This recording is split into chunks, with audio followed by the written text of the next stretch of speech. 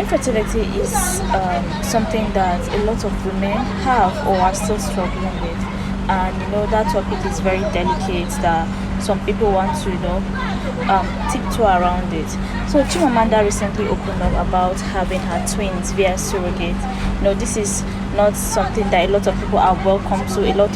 This is not an idea that some people welcome, right? It seems like a taboo. So when she shared this, she said her babies are perfect, so why hide human beings that are so perfect, because they were born through surrogacy, right?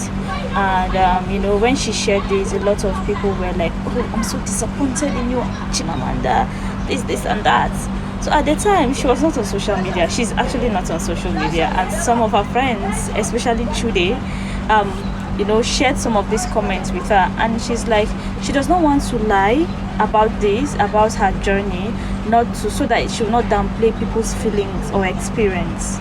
My name is Augustina, and I'm with the News Chronicle. Kindly comment, subscribe to our channel. We have this and a lot more on our channel.